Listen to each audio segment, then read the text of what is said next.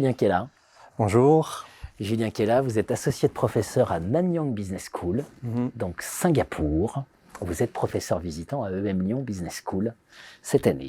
C'est ça. Vous êtes co-auteur avec Jean-Baptiste Suquet, donc Neoma Business School, d'un papier Revue française de gestion Némésis. Les chercheurs en gestion prennent la parole, interpellent le débat public, interpellent les décideurs politiques aussi. Tribune qui a été publiée en partenariat avec la RFG dans Le Monde. Dossier spécial des mutations du travail. Il faut redonner du sens au travail de service. On va parler des services ensemble. Je prends juste un petit point d'accroche. Okay. CAPES d'allemand, donc recrutement des professeurs certifiés de l'éducation nationale, 83 admissibles pour 215 postes à pourvoir.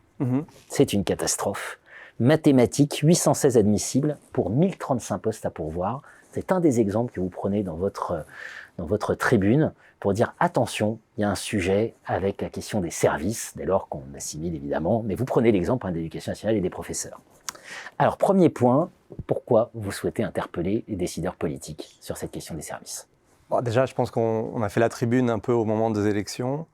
Donc, il y avait un caractère un petit peu politique de dire, c'est vrai qu'en France, donc moi j'habite à l'étranger depuis assez longtemps, et je suis toujours assez frappé en fait de l'attention des médias et des politiques sur notamment les fermetures d'usines. Ouais. On parle de la croissance économique française souvent en relation aux fermetures d'usines, et bon, je pense qu'il y a justification pour ça. Il y a une symbolique forte quand il y a une fermeture d'usine en France. Mais quand on regarde les chiffres, aujourd'hui, la France, c'est avant tout une économie de services. Si on prend le service public plus service privé, c'est 75% des gens qui travaillent dans les activités de service. Si on regarde aussi les chiffres, vous avez cité les chiffres, mais il y a aussi les chiffres de la balance commerciale. Si on regarde la balance commerciale en France, là, dans les 6 derniers mois, on est vraiment sauvé en France par les services et l'excédent de la balance commerciale dans les services, ce qui n'est pas le cas de l'industrie.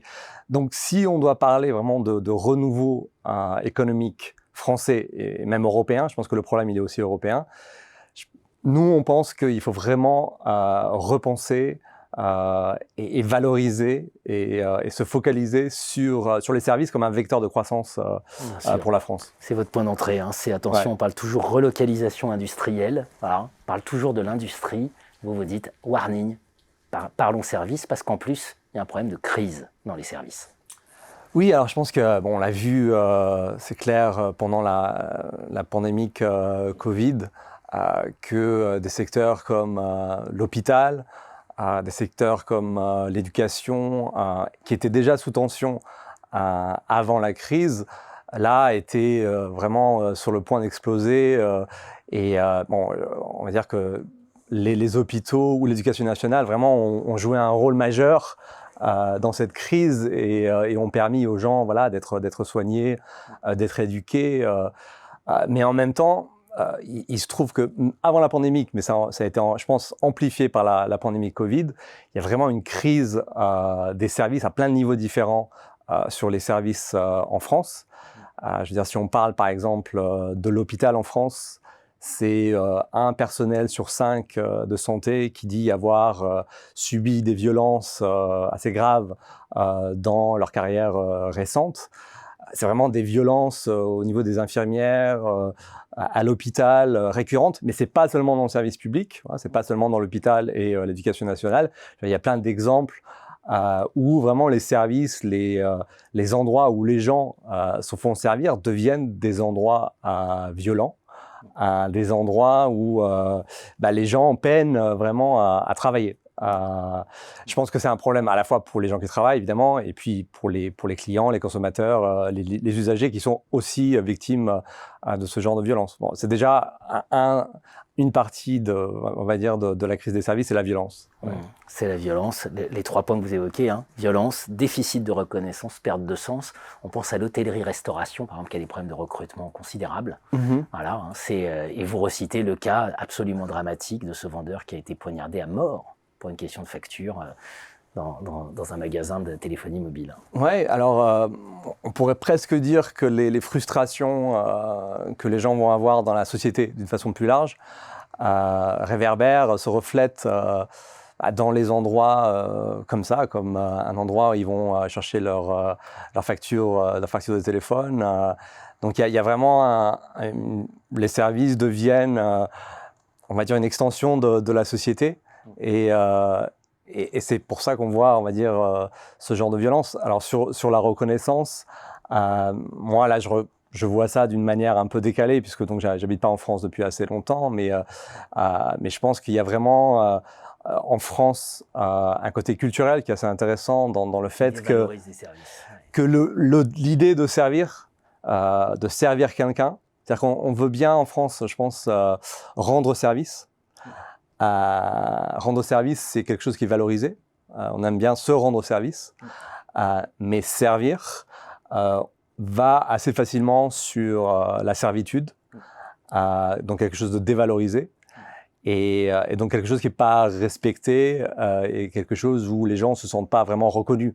Et je pense que vous avez parlé de l'éducation nationale, vous avez parlé on a parlé de la santé.